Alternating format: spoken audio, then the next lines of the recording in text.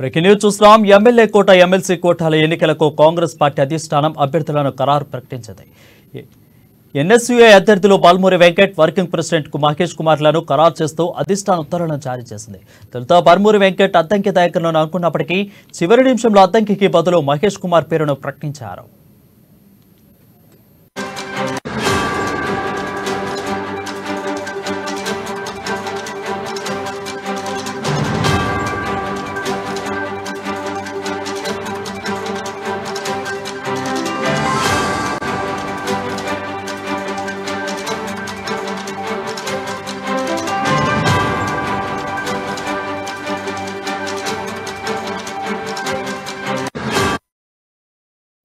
MLC అభ్యర్థిగా తనను తప్పించడంపై అద్దంకి దయాకర్ సానుకూలంగా స్పందించారు. పార్టీ నిర్ణయానికి కట్టుబడి ఉంటారని, కార్యకర్తలు ఎవరూ మనస్తాపం చెందవద్దని ఆయన విజ్ఞప్తి చేశారు.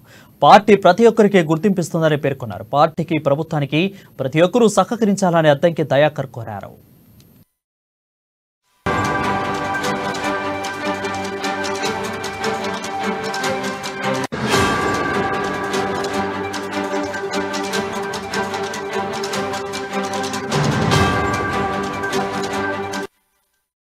బ్రేకింగ్ న్యూస్ చూస్తున్నాం. ఎమ్మెల్యే కోట ఎమ్మెల్సీ ఎన్నికలకు కాంగ్రెస్ పార్టీ అభ్యర్థులను ప్రకటించింది. ఎన్ఎస్యూ అభ్యర్థి బాల్మూరి వెంకట్, వర్కింగ్ ప్రెసిడెంట్ మహేష్ కుమార్ గౌళ్లను ఖరారు చేస్తూ అధిష్టానం ఉత్తర్వులను జారీ చేసింది.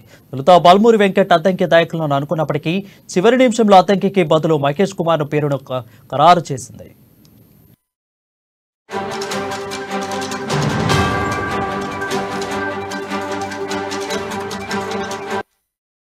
ఇక ఎమ్మెల్సీ అభ్యర్థిగా తనను తప్పించడంపై అద్దంకి దయాకర్ సానుకూలంగా స్పందించారు. పార్టీ నిర్ణయానికి కట్టుబడి ఉంటానని, కార్యకర్తలు ఎవరూ మనస్తాపం చెందవద్దని ఆయన విజ్ఞప్తి చేశారు. పార్టీ ప్రతి ఒక్కరికి గుర్తింపునిస్తుందని పేర్కొన్నారు. పార్టీకి, ప్రభుత్వానికి ప్రతి ఒక్క కార్యకర్త కూడా సహకరించాలని అద్దంకి దయాకర్ కోరారు.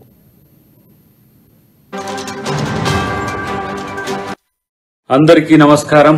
ఎమ్మెల్యే ఎమ్మెల్సీ అంశంలో పార్టీ తీసుకున్న నిర్ణయం పట్ల చాలా మంది నా అభిమానులకు, తర్వాత పార్టీ అభిమానులకు కొంత ఇబ్బందికరమైన పరిస్థితి వచ్చి ఉంటది. బట్ పార్టీ కొరకు మనం సహనంతో ఉందాం. పార్టీ నన్ను ఇంకా మరింత మంచి పొజిషన్ కొరకు ఆలోచిస్తుండొచ్చు. కాబట్టి ఇది రాకపోవడం వల్ల ఏదో అద్దంకి దయాకర్ అన్న మీద ఏదో కుట్రనో నష్టం జరుగుతుందని భావించకండి. ఎందుకంటే డెఫినెట్ గా నా పట్ల కేంద్ర పార్టీ గాని, రాష్ట్ర పార్టీ గాని చాలా సీరియస్ గా కన్సర్న్ ఉన్నది. అది నాకు కూడా తెలుసు. దీపాదాస్ మున్షి గారు కూడా నాతో నిన్న మాట్లాడినప్పుడు చాలా స్పష్టంగా కూడా చెప్పడం జరిగింది. కాబట్టి పార్టీ యొక్క విధేయునిగా పార్టీ నిర్ణయాలను గౌరవించాల్సిన బాధ్యత నాపై ఉన్నది. ప్రతిసారి అద్దంకి దయాకర్ అన్నకే నష్టం జరుగుతుందని భావించే మిత్రులు ఎవరైనా సరే, మంచి జరగబోతుంది కాబట్టి అందరూ కూడా సంతోషంగా ఉండండి. పార్టీ అధికారంలోకి వచ్చింది. దయాకర్కి అవకాశం ఇవ్వడం అనేది పార్టీకి చాలా చిన్న విషయం. కాబట్టి దీన్ని మనం పెద్దగా చూడకుండా పార్టీ భవిష్యత్తును మరింత ఆలోచించే వాళ్ళుగా మనం అందరం కూడా రేపు ప్రజల పాలన ఎట్లా ఉంటుందో మనం అందరం కూడా కలిసి ముందుకు తీసుకుపోవడానికి ముఖ్యమంత్రి గారికి, కేబినెట్ కు మనం అందరం కూడా సహకరించాల్సిన అవసరం ఉంది. నన్ను పార్టీ మంచి అవకాశం ఇస్తుందని నేను ఆలోచిస్తాను.